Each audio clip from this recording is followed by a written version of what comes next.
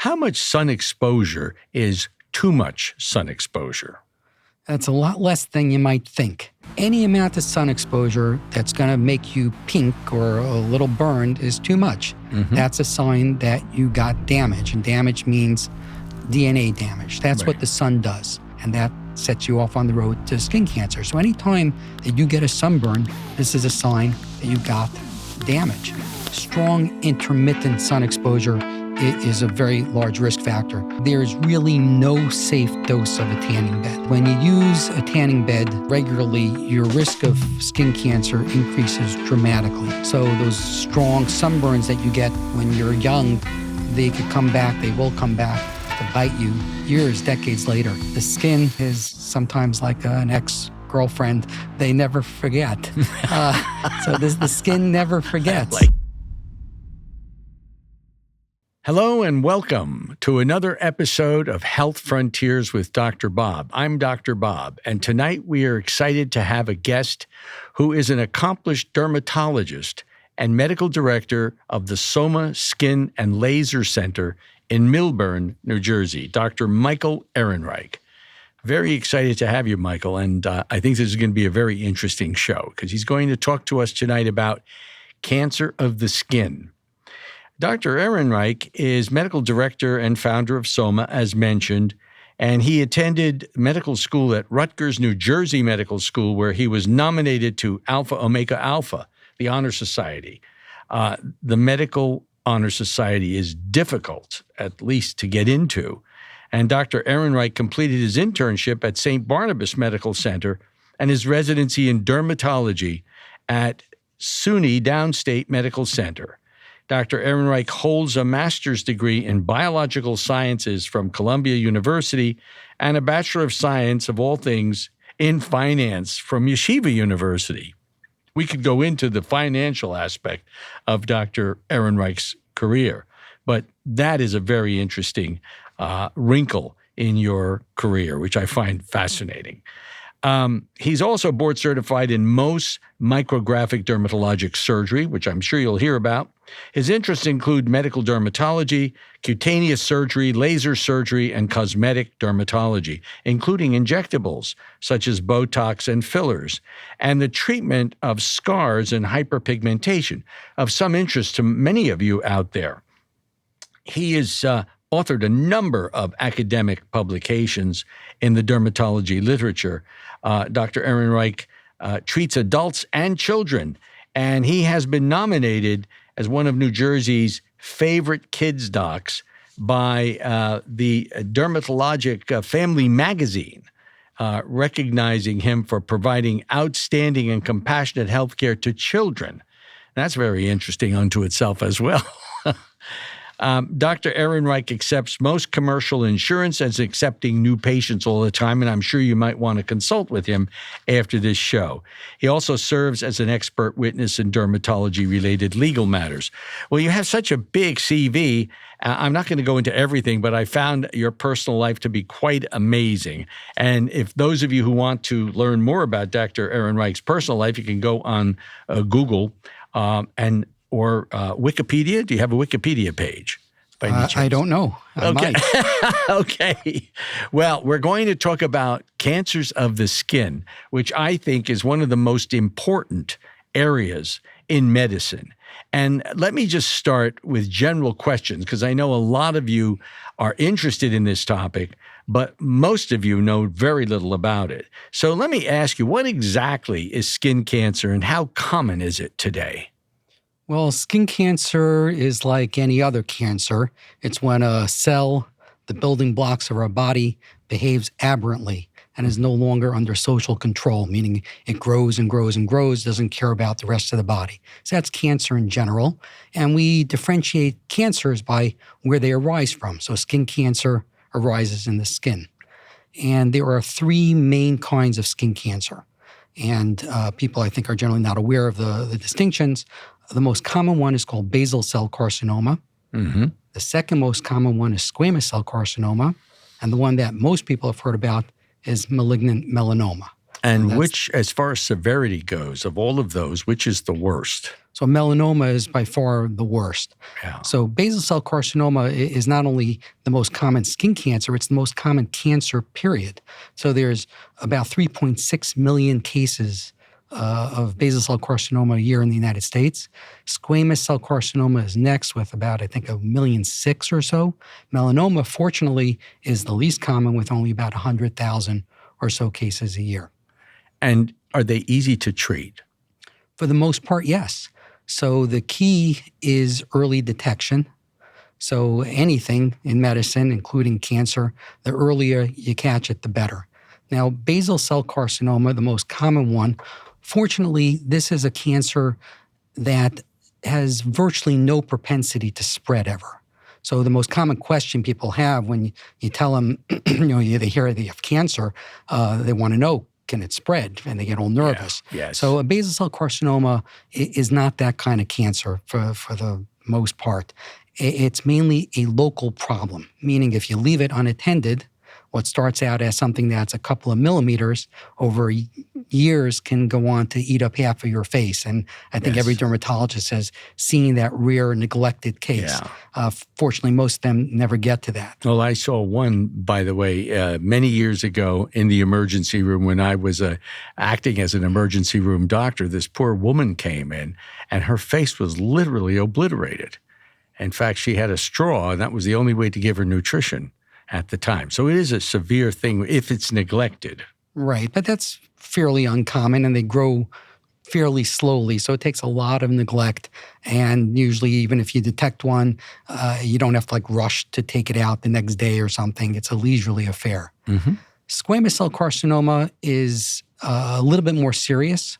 So again, most of them, the vast majority, we'll just say 95%, don't metastasize, they don't spread, but they can spread. Again, usually if they're neglected for some time, but also some locations are just much more prone to spreading, for example, the lip.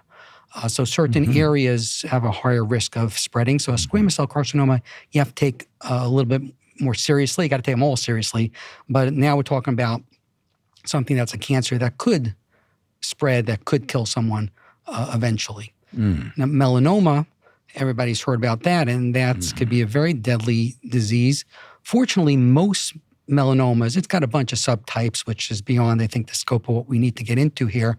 But most melanomas have a kind of a lazy phase where they grow, we'll say, parallel to the surface of the skin, meaning it's not diving down, it's not going deep. Right. So during this phase, it's not really invading. And if you catch it at this early stage and you cut it out, that's the end of it. There was an expression that I was taught, out is out. So you had cancer, you cut it out, it's gone, that's the end of it. So if you catch a melanoma early, it's a very treatable situation. If you catch a melanoma late, it's a very difficult situation, and the mortality goes up tremendously. Right. And fortunately, today there's better and better medications to treat that as well. Right. Now, this is very serious business. I've seen many patients with basal cells, and I've seen them have them removed. I've seen people with squamous cells, fortunately early, and I've seen devastating cases of malignant melanoma. Because some of the drugs that we use as immunologists and rheumatologists with immunosuppression favor the occurrence of these kinds of things. But early detection you talked about, but it's not always easy for somebody to look on their skin and say, this must be cancer. And indeed, one of the other points is that these cancers can occur in places, to be frank, where the sun don't shine, in places where normally an individual would not look, such as in the rectal area or under a testicle or next to the labia majora of the vagina, for example. How common is that? So it's not super common, but it does occur. And it has different propensities depending which kind of cancer we're talking about. So, for example, and which population you're talking about. So, for example, squamous cell carcinoma in dark-skinned people, usually you don't see it. It's very uncommon. When you do see it, often it's in non-sun exposed areas, not necessarily, the genitals or something like that, but you might just see it in a covered area.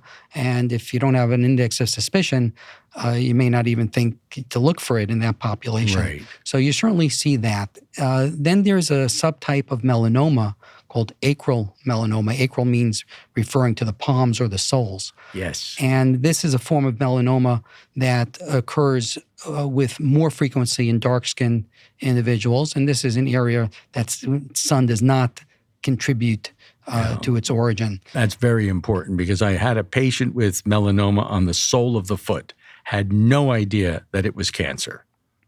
Right, and that's the danger, especially with like sole of the foot. It's an area that you could walk around on it literally and not know it's there because you don't look at your foot that often, and it could progress undetected, as opposed to you have one, on your face, you're going to notice in the mirror a lot quicker. So that's one reason why melanoma on the sole of the foot is more dangerous. Other places where you can see them, like you said, you see it on the genitals, non-sun exposed areas for melanoma. You see it in the nails. There's nail melanoma. And that's a hard thing to detect sometimes too, because to definitively prove it, it requires a somewhat difficult type of biopsy of the nail matrix. Yes, and I hope that most physicians who are watching are very cognizant of the fact that they should look very carefully at their patients, particularly the primary care doctors who see the patients more often than the specialists. But let's say the warning signs. What should people look for as warning signs on the skin? So it depends what kind of cancer we're talking about. The one that people are most familiar with and think about, that a lot of people know, is the ABCD. Sometimes there's an E added on, but the ABCDE rules, and that relates to melanoma. And the A stands for asymmetry, meaning you put a line down the middle, one half is not more or less the mirror image of the other. Right. B is for border, so an irregular, jagged-looking border, not like a circle. C is for color, 2 or more colors. D is for diameter, 6 millimeters or larger. And the E that we sometimes add is for evolution, meaning it's changing. A mole that's itching or growing, even if it doesn't meet those criteria. And sometimes I've learned to take with respect when a patient comes in and they want a skin check or something, and they say, this one, and they point to something on their arm, and it's a little 2 millimeter thing that I wouldn't otherwise pay attention to. And you biopsy it sometimes because the patient's nervous about it, even though you might look at it and say, it's 2 millimeters. Right. A lot of times they're onto something. Right. So that's the evolution. The patient sometimes knows what's changing, what doesn't belong in the body. Yeah, people know their own bodies. I always hear that from patients. Right. So you take it with respect when you hear that. So that's relates to melanomas and pigmented lesions, funny-looking moles or nevi.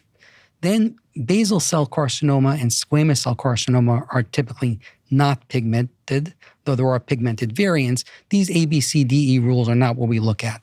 Generally, it's going to be either like a red scaly patch or plaque or papule that doesn't go away. Often they're kind of dome-shaped papules. Anyway, it's sort of obvious that it's a growth that shouldn't be there. Right. Now, there's a lot of benign growths that it could be confused with, but if you have a growth that is relatively new or changing and you're not sure, you check it out. Right. That's fascinating stuff. So people say, how often should I go to a dermatologist for a skin check? So we recommend for most adults once a year or so.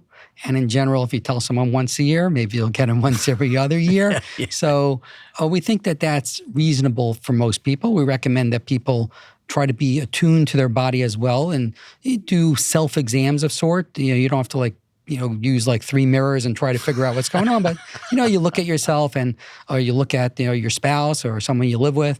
And, a lot of times people come in and it's very often my wife said to take a look at this and it's something on a guy's back. So once a year is reasonable. Now, when people come in, this is sometimes more of an insurance challenge. A full body skin exam, if you just come in and you say, I want you to check me out, doc, often that's not going to be covered under plans. They look to have specific reasons why you go to a doctor. And for some reason, in the scheme of preventive medicine, many of the insurance companies decided somehow this wasn't worthwhile. That doesn't mean you can't get a skin check, but it means that you should think about why you're going in for a skin check. And it's always more helpful to everybody involved if you have a complaint, meaning I'm here, I want a skin check, I'm worried about this mole on my arm, or I'm worried about this, or and that just helps with all the documentation and everything. Yeah, now there's an old saying in internal medicine that you should have your body checked. You should have your birthday suit checked on your birthday, or at least to think about your birthday suit on the day of your birthday. And some people have birthdays in mid-year, and they should really think about having their skin checked by a dermatologist, or at the least by a primary care physician. Some, particularly men, don't go to doctors very often. They kind of look at everybody, their kids, their wives, their girlfriends. They should go to the doctor, but I'm not going. And they're the guys that run into trouble because they will wind up with an occult or cryptic skin cancer, and especially fair people. So you want to talk about fair people and how people's skin tones vary and make them susceptible or not susceptible. Sure. So generally speaking, I don't know if this is exactly right, but I often say if you have more or less my color skin and you live long enough, it's not a question of, if, but when you're going to get skin cancer. Right. If we say that, someone with me or even lighter than me, you're Scandinavian or whatever, you have type 1 skin, there's a scale we use sometimes called the Fitzpatrick scale. It doesn't matter, but it goes like type 1, type 2. Type 5 is dark skin. So it varies by particular skin cancer, but like broadly speaking, you could talk about relative risk. What is the risk of somebody with type 5 skin versus my skin of getting a squamous cell carcinoma? It's 0.1, like 10% of the chance, or even less than that. It varies a bit, but roughly speaking, that's the order of magnitude, and it progresses. As you go to a little bit darker than me, a lot darker, Hispanic tones, Middle Eastern tones, and then African American tones, your risk goes down for most skin cancers. That being said, for that reason, sometimes people who have darker skin, they think that they don't need skin checks, and they do. Yes. And especially because you find these skin cancers that you don't expect that are not in sun-exposed areas. Acral skin cancers are disproportionately more common. Bob Marley, I understand, though, the reggae artist, died of a melanoma of his toe. Really? Yes. Of his toe? Toenail, I think. Toenail. I can't. Wow. I've never verified it, but that's the legend I've always heard. Or maybe on his foot. And it was an acral or a nail melanoma. So everybody should get their skin checked. Yes. Regardless of skin tone. Well, in the summer, in my business of rheumatology and autoimmune disease, we see a lot of young women in particular who expose themselves to the sun. And this is not only women, this is men. But as I said, men are difficult to get to go to the doctor. But how much sun exposure is too much sun exposure? That's a lot less than you might think.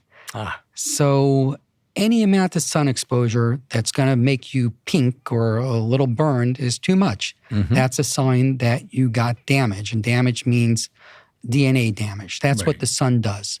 The UV, the ultraviolet fraction of sunlight, it breaks DNA. It messes it up. And your body has mechanisms for dealing with that because we live on Earth exposed to the sun, and it can repair a certain amount of damage, but eventually it can't. It becomes overwhelmed, and you get a mutation, and that sets you off on the road to skin cancer. So anytime that you get a sunburn, this is a sign that you've got damage.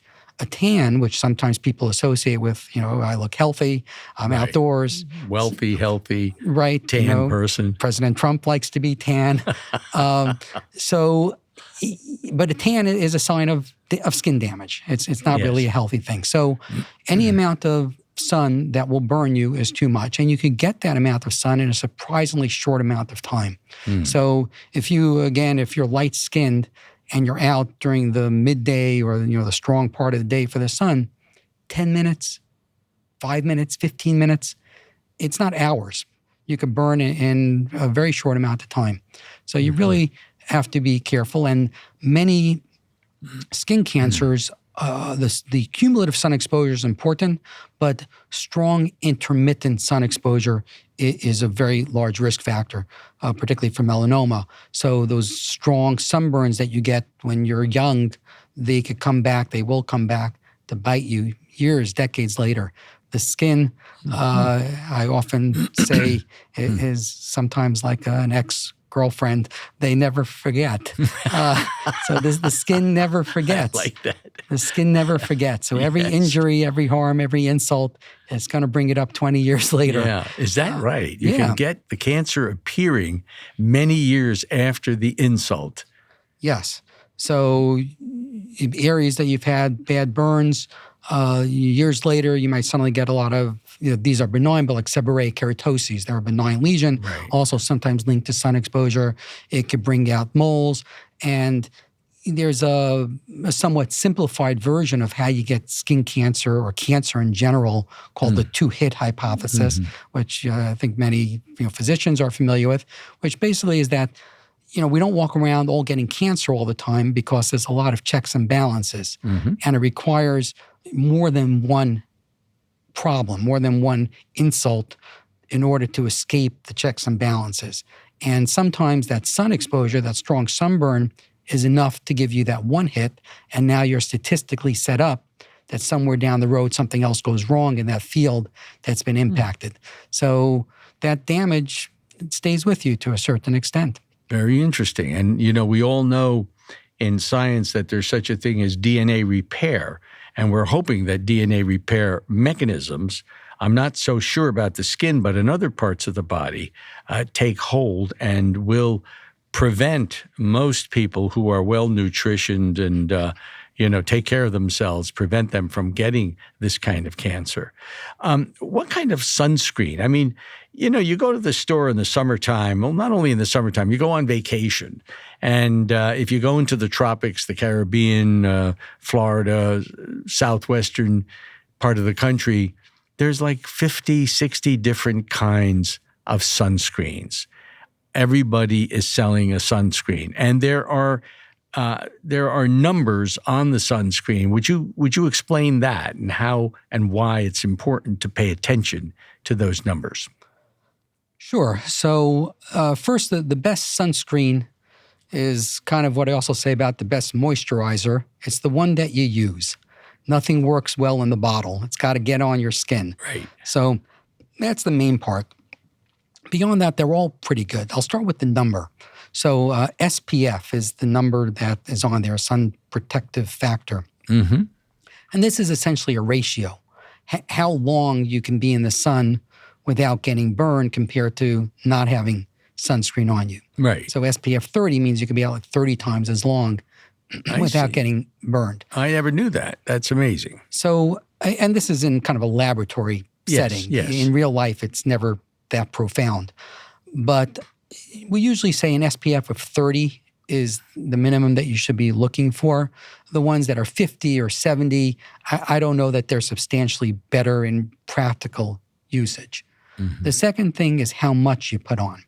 So I read somewhere, and it was a good image, about a shot glass, depending how big your shot glass is, about an ounce, let's say, is enough to cover a body of most people. Right? So you got to put on a good amount of it. And then I think here's where most people fall down. You ask people, do you wear sunscreen? And it's, I put it on in the morning. And then if you're out at the beach all day or the park and you're swimming and you're doing sports, that is not going to last. So you need to reapply like every 2 hours or so. Really? And more. If you go in and you swim, if you sweat, if you towel yourself off, you're going to lose it. So you gotta keep applying it. Wow, this is very relevant information, particularly for next summer. For every summer. I mean, we should play this piece for people who go to the beach. It's not just the summer, though. Yeah. You should really, you could get it in the winter. You could get it when there's reflective surfaces like snow. You get it when you go skiing. You could get sunburned. So, most people should be in the habit of year-round That's a good point. sunscreen, Very really. good point, yes. Now there are two major categories of sunscreen. You're asking about what types of sunscreens. Yeah. Broadly speaking, there's mineral blockers, they're called, and chemical. So minerals are named minerals because it's a mineral. It's either zinc oxide or titanium dioxide. And this works by literally physically blocking the sun. Sometimes we call them physical And these blockers. are not toxic to the person. No. Okay. No. So there is some controversy about nanoparticles. So when you make it very small particles, there are some concerns that have been raised. I don't know that there's a definitive answer on that. And the reason why people sometimes don't like these physical blockers is because that's the ones that go on white and can be hard to rub in. So they're not so cosmetically elegant in that sense sometimes. They're the kind that I prefer. And I'll tell you why for the most part. The other category is called chemical blockers. And the chemical blockers, they block the sun by absorbing the sunlight into the chemical structure, essentially. It absorbs the energy into the bonds. And the problem with this is two things. First, this has to be put on about 15 minutes before you go into the sun, so it's not instantly active. But more importantly, there's a much greater incidence of skin allergies to these. So I find that the physical blockers, people generally don't have a reaction to. And the final reason, again, I'm not advocating against the chemical blockers, but there are some reasons why sometimes you prefer not to use them. When you put them on, millions of people and then they go into the beach and then it washes off in the ocean, there are concerns that this has an adverse effect on coral reefs and marine life. So there's that effect too. So I would use it if you don't have an option or you really need something elegant cosmetically, but I prefer the physical blockers myself. And the mineral you think is far more effective than No, the they're both effective. They're both effective. That's not the case. So the best is the one that you use. But like I said, if you put it on and you have an allergy or something like that, that's going to be almost always the chemical blocker. Okay. Well, the next question is very relevant. And you mentioned President Trump, and, he's called the, what do they call him? The lemon or the orange person? Orange, I think. Orange. And I think he uses perhaps artificial tanners.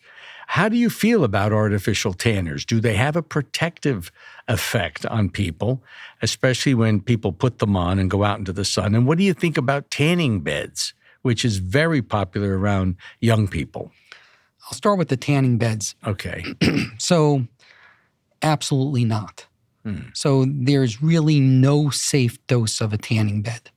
And when you use a tanning bed regularly, your risk of skin cancer increases dramatically, especially if you use it when you're young. Very important. And it increases ballparking numbers. I don't remember the statistics exactly, but melanoma probably about 60, 70% increase in risk. Really? With it. And that's significant. The other that's very significant. And the other cancer is probably like 30, 40% increase in risk. And I believe that it's considered by the World Health Organization, a tanning bed is considered a carcinogen, the same as if you smoked or inhaled asbestos. So there's just no safe dose that's considered. Self-tanners, they're fine to use. I wouldn't rely on them in place of sunscreen, but they're perfectly safe if you want that tan look. I encourage that. Oh, that's incredible. There are people who come and spray tan stuff. I know friends of mine who have decided that rather than go to the beach, they're going to get sprayed. And the person comes to the house with looking like they're ready to kill mosquitoes, but they're actually going to spray the individual in a tent and make them brown, which is kind of unusual.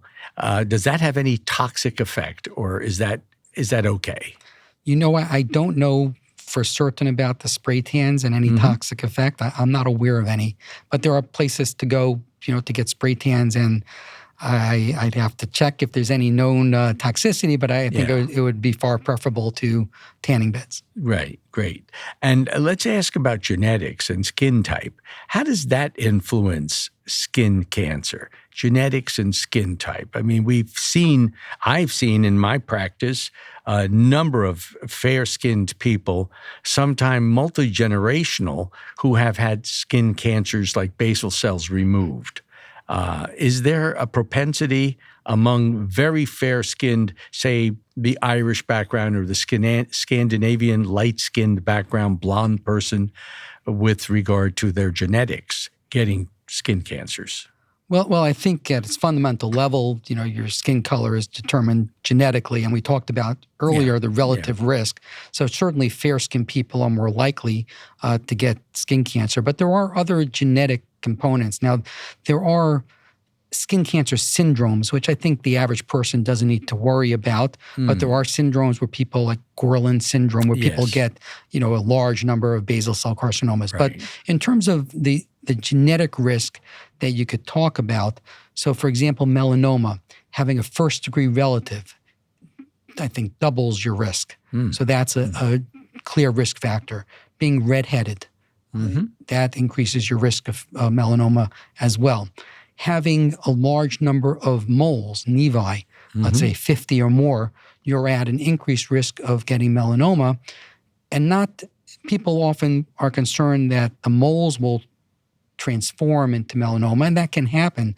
But when you have a large number of moles, you're at an increased risk of getting a new lesion, a de novo melanoma, pop up too. So these are all things that are genetically determined that are outside of, tumor syndromes, cancer syndromes, that you could say, well, here's your genetics kind of kicking in. And then we talked about DNA repair. I think that, I don't know how well studied it is, but certainly you can imagine that some people just may have a better ability to repair the environmental damages like sun exposure than other people, and that could show up in familial patterns. Yes. In medical school, we all study these syndromes that predispose you to getting skin cancers like xeroderma pigmentosum and that sort of thing, which people shouldn't worry about. Your doctor will tell you if he or she thinks you have that. Let me ask you about vitamin D. That came up in one of my previous programs among nutritionists. Is vitamin D protective? Does it have any role in exposure to ultraviolet light, and does it protect people from getting cancers? I think that vitamin D in general is thought to be protective against certain skin cancers, and low vitamin D is thought to contribute to a lot of health problems. But I think the real question is, a lot of times people will say they're going to get sun to get vitamin D. So as... Oh, that's right, yes. Right, so as you know, and maybe our listeners may know, vitamin D is dependent on sun exposure to be synthesized. So there's a reaction that happens in the skin. And the position of the American Academy of Dermatology and of most dermatologists is that you could give vitamin D supplementation if you need it very easily and very safely, so you don't need to go out and burn in the sun to try to get the vitamin D. You can take a pill. And also for most people, walking around just with your hands and your face, and in some cases your scalp exposed, you're going to get enough sun to synthesize the vitamin D that you need. But most physicians, most primary care physicians will check vitamin D with their normal panels. And if you're low in vitamin D, they'll give you supplementation. But this is not a license like, yay, I'm low in vitamin D, let me hit the tanning salon. That's not what's implied by it. Yeah, that's very, very important. And vitamin D has gotten all kinds of kudos and credits these days for boosting your immune function and being a health supplement that people buy and take on a daily and sometimes on a weekly basis. How about parents? How can they help their children?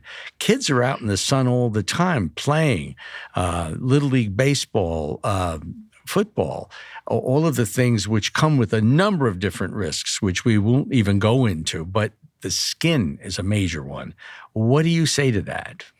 Well, I think one of the most common things that I hear when people come in for skin checks, adults, and you ask them about the history of sunburns, it's like, we didn't know better. Oh. Right? We got sunburns, we sat out with the baby oil on and the reflectors, like there was a generation that did that.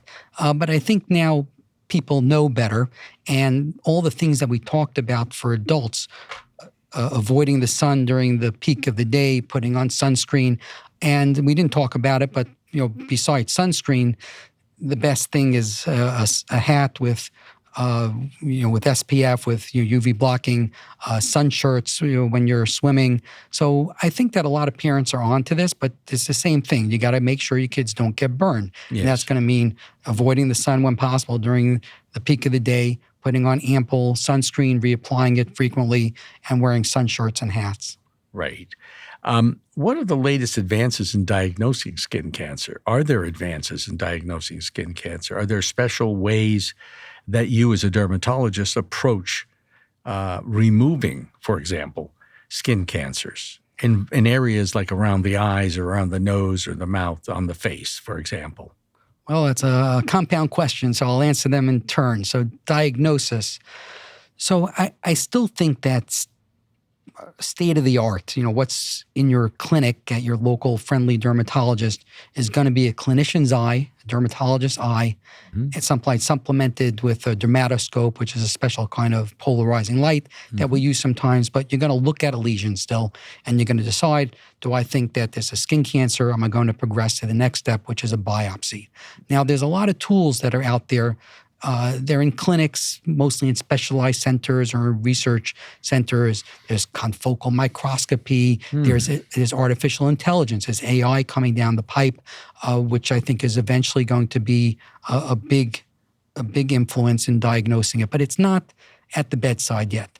But the same way that, for example, in radiology, AI has really made inroads, and a lot of radiologists will use AI today to read breast cancer and the like. I think eventually we're going to see that in dermatology, both at the bedside in terms of clinical use, as well as at the level of the pathologist who's looking at the biopsy slides under the microscope.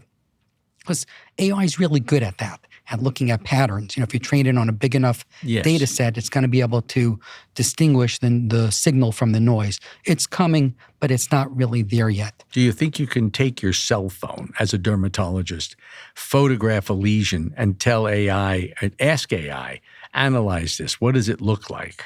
I think it's coming. Yes. I don't think it's there yet.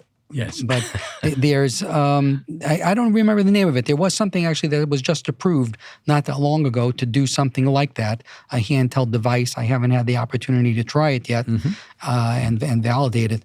But if not that, it'll be something else. But I'm sure not just in dermatology, but throughout medicine, the AI revolution is coming for us. And you'll notice that if you watch science fiction, there's very rarely a doctor left. It's a hologram or a computer. Right. So, I'm hoping to live out my career before that happens to me. Me too. Let me ask you, how does a biopsy of the skin work? Now, if you have a suspicious lesion and it's a fairly good size, do you biopsy it to see what it is, or do you just remove it and then look at the tissue? So you're pretty much always going to do a biopsy. And so we talked about diagnosis. So the first thing, you look at it, you decide if it needs a biopsy. Then a biopsy is a straightforward, pretty minimal procedure where you inject some numbing medication and you take a sample of what you're taking.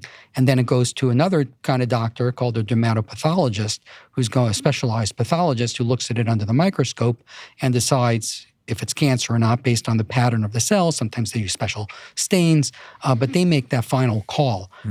What is it under the microscope? So you absolutely need that. And the reason why you do that before you plunge into removing it is that what it is determines the margins.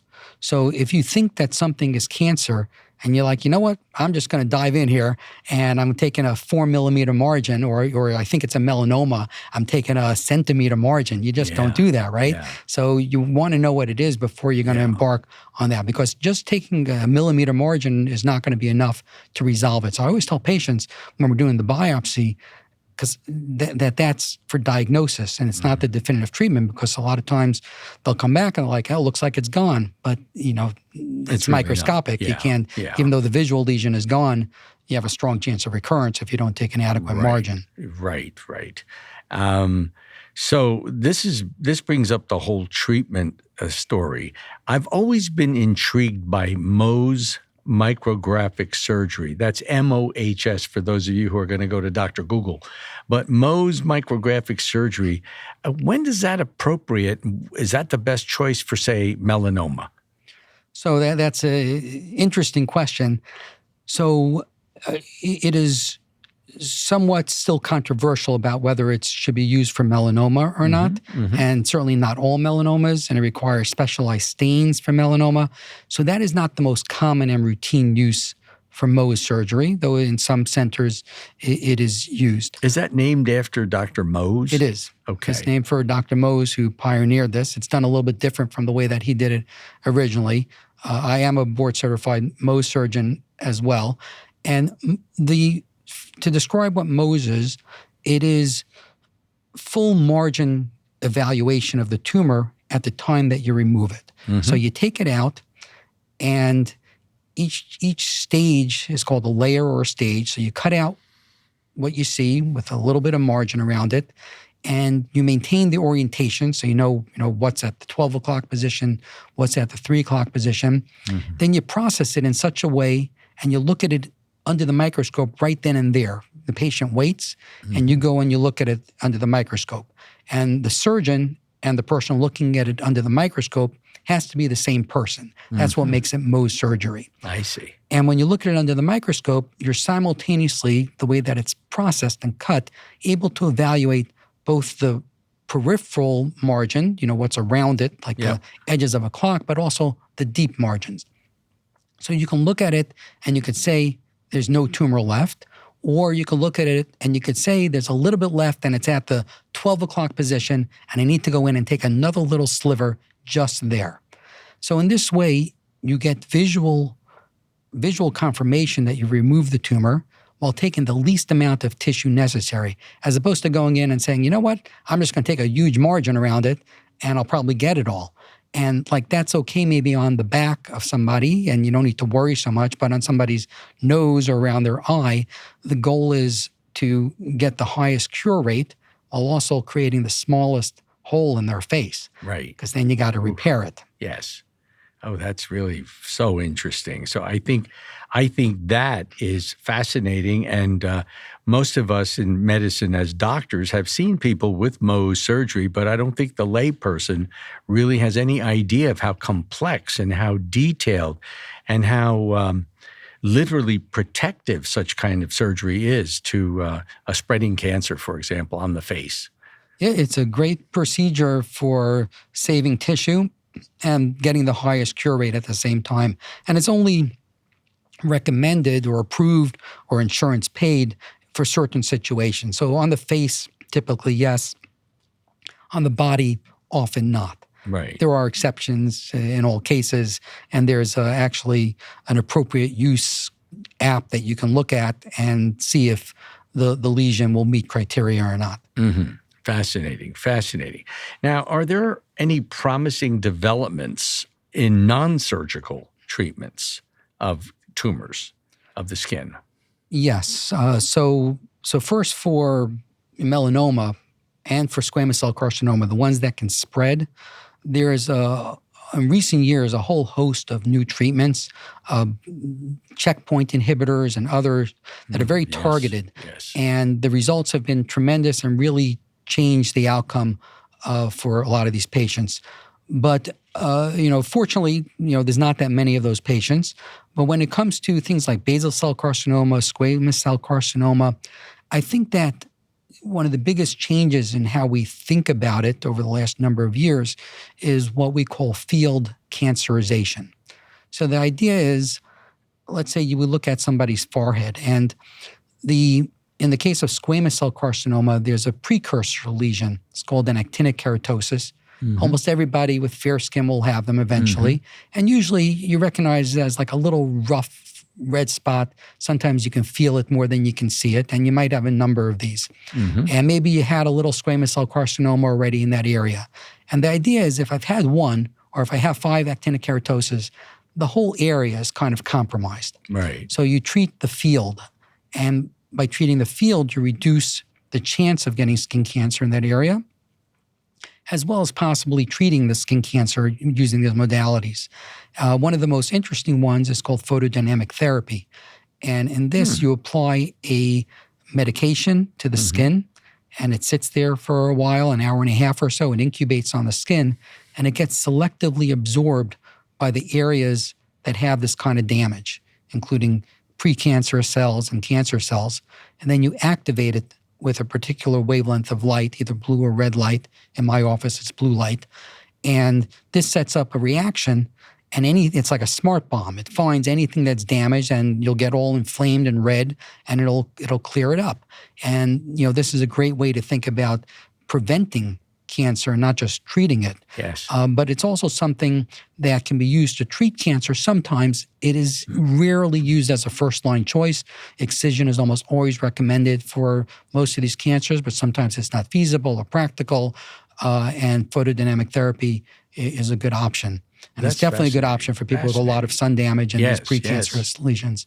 Yes, I've heard of it, and I have actually seen patients, and I didn't quite realize what they were having done to their face. And it's usually an older individual with actinic keratosis, or somebody who works outside, say a trash collector or a golf caddy, for example, who's in the sun all day long and gets this thing. And the face actually wrinkles more. It may be tan, but you see people who have been in the sun for years and years and years because of their occupation having very, I don't know what the official term is, but there's wrinkles that occur. And it becomes scaly, and I guess that's a prelude to skin cancer.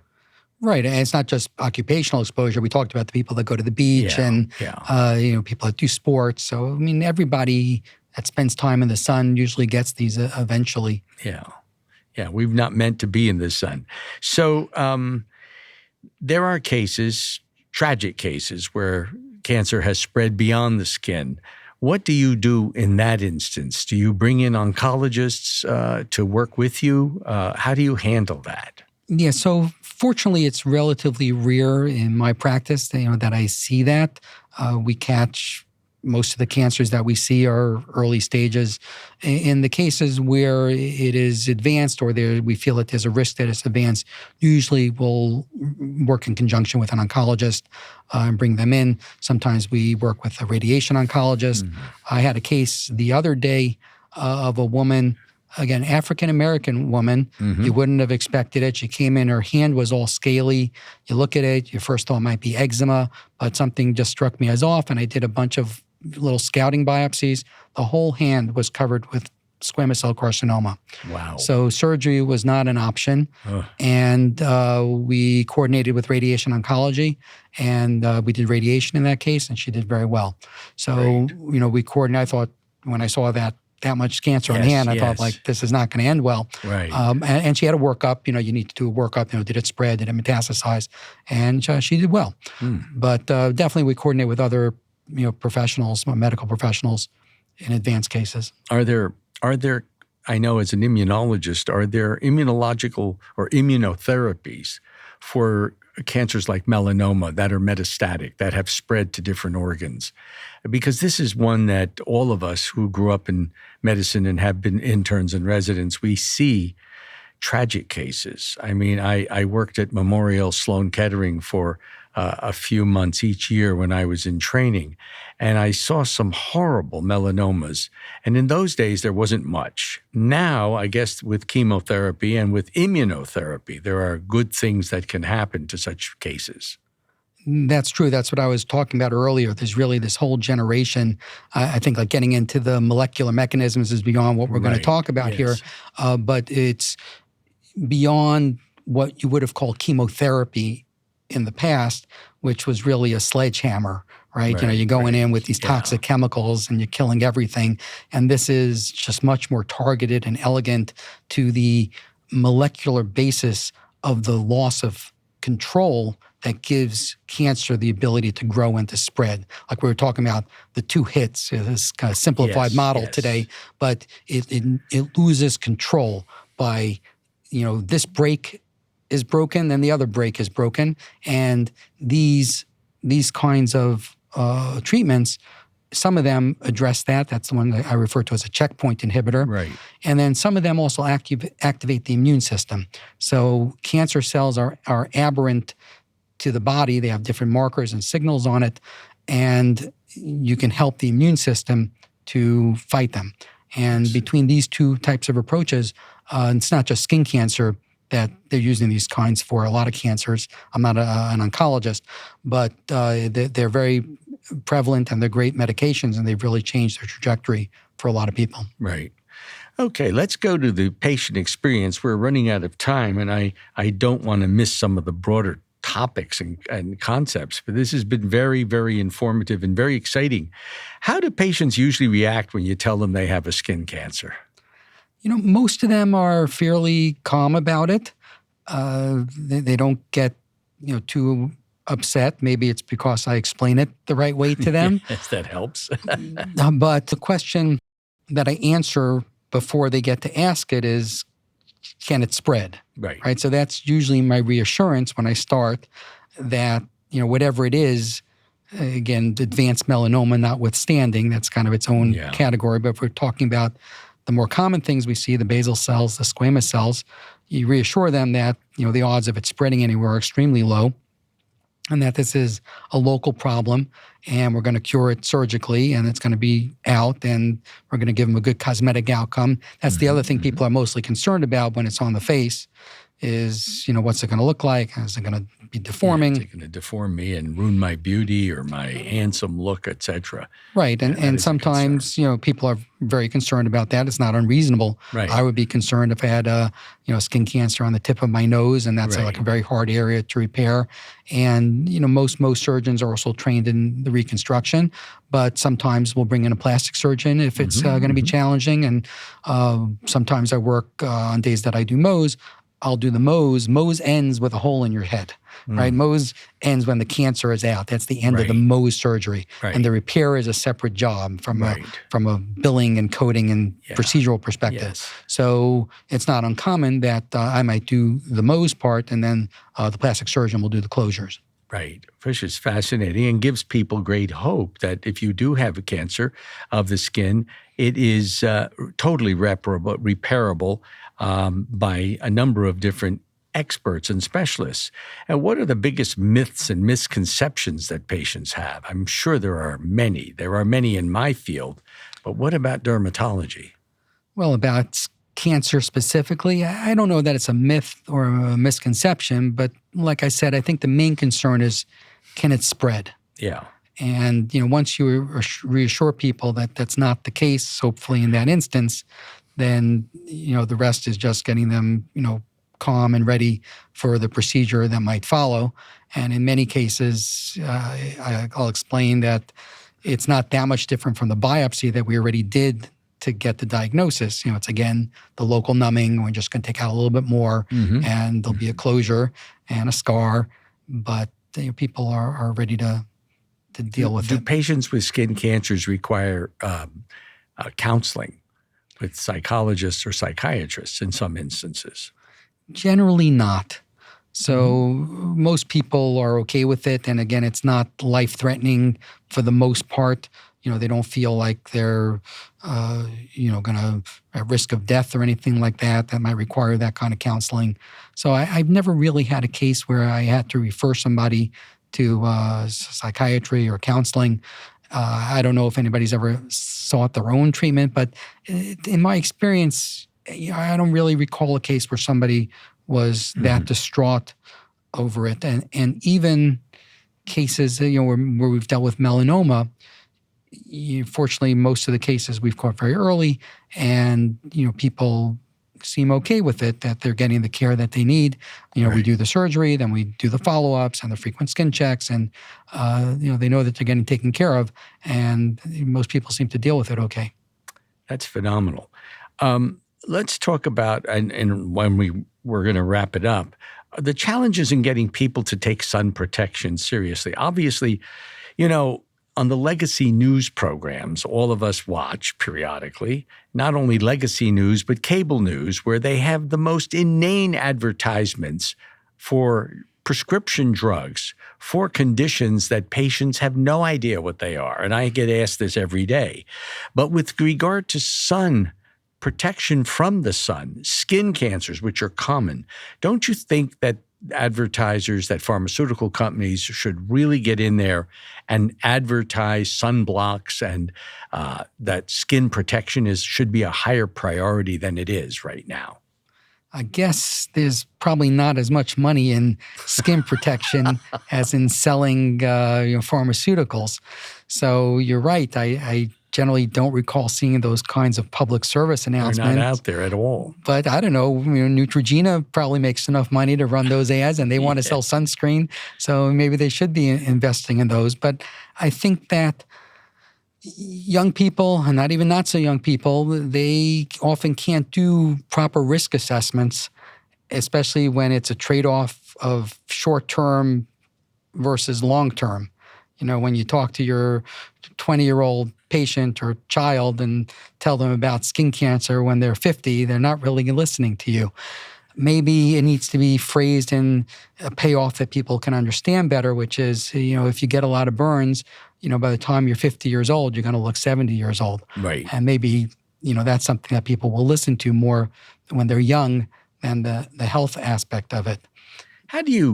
Final question before we adjourn is, how do you get communities of people, the poor, the indigent, the people without income, the people without health insurance, how do you get them to be concerned about their skin? And how do we treat them? I know there are clinics for major medical centers, but what kind of a public effort has there been? To my knowledge, at least from my experience, there hasn't been much emphasis on protection of the skin among the public itself. I think that's right. And I think that when you have other problems, you're worried about where your next meal is coming from, or you're unhoused, you probably don't think about your skin as much. Again, it's a short-term issues versus things that, for the most part, you're going to pay the price years later. Right. So I think it's hard with those populations to get them to focus on it until you can address the more emergent needs. In general, when you deal with other underserved populations that are underserved, let's say, because of geography, but maybe, they don't have other barriers and maybe they have insurance of some sort, telemedicine is potentially very helpful. That's right. in getting a certain amount of service. But unfortunately, sometimes you do a telemedicine thing and it's like, well, I still need to do a biopsy. I got to get my hands on you somehow, and so somehow that still needs to be possible. But you could often, on the positive side, you could reassure someone and say, hey, I'm pretty confident that that's not a skin cancer and you don't need to worry about it. On the flip side, if you're concerned about something, then they eventually have to find the way into an office. Right. Well, this has been an extraordinary session to talk about something that is so important to the population.